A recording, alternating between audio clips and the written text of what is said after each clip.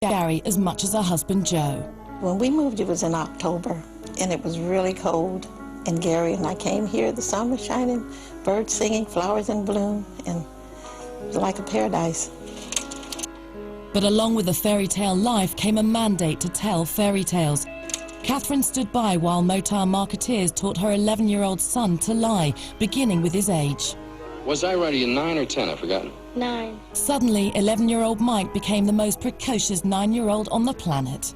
At first, Michael didn't understand that, and then it was explained, well, this is public relations, and it's not a lie if you're talking about your image. Well... And this little boy grasped on to that idea, that it's okay to tell a lie if it's called public relations.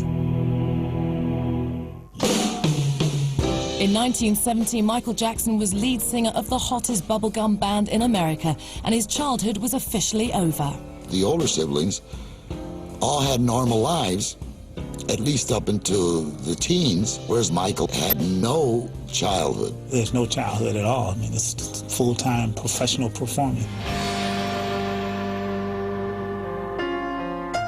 In LA, Michael tried to go to school like a normal kid, but his fame got in the way. He did perform for us on the table. He danced and sang on the table at our, was it graduation or Christmas or something? At the age of 12, Michael's last best chance to socialize with children his own age was taken away. He would never graduate from high school, never go to a prom, never earn a college degree.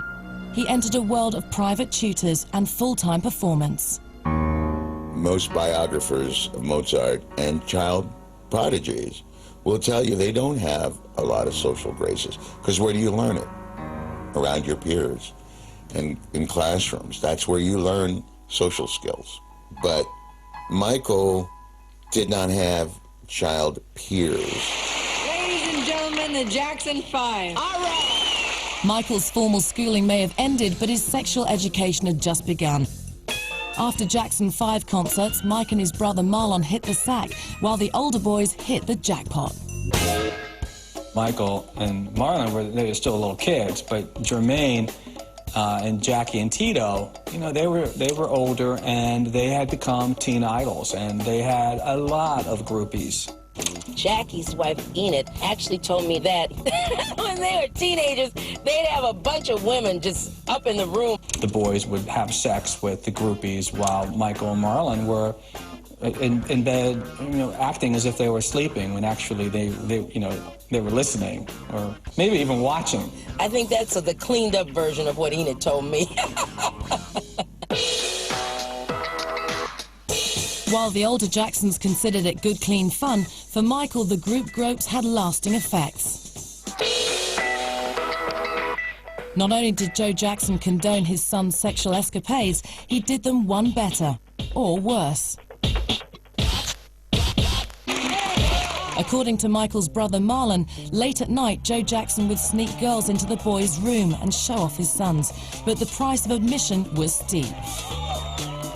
Joseph wanted to show some of these young ladies that he was a family man, you know, that, you know, here are my kids and they're famous and I did that, and now I'm going to do you. Joseph warned his boys not to tell their mother about his secret, and no matter how much Michael may have wanted to expose his dad, for the young Jehovah's Witness, his father's word was gospel. A key scripture that's read over and over again is to honor your father and your mother. If a child was to question their parent or not submit to their direction, then it could be viewed as a sin against God. And so it creates this atmosphere that it's best just to stay quiet. Michael was torn, disobey his dad and his God, or lie to his beloved mother. It was an impossible choice.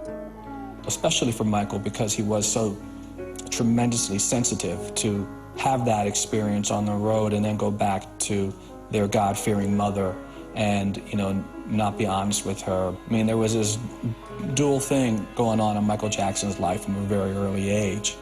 In the end, Michael chose to protect his abusive father and lie to the one woman he trusted, his mother, Kate.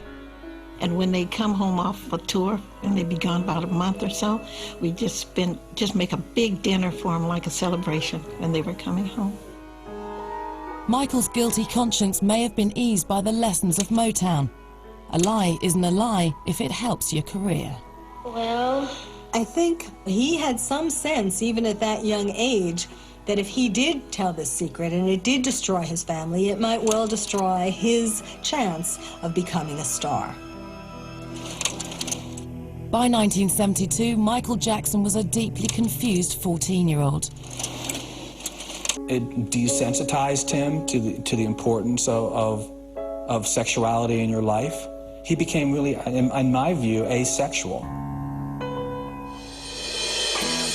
The change in Michael was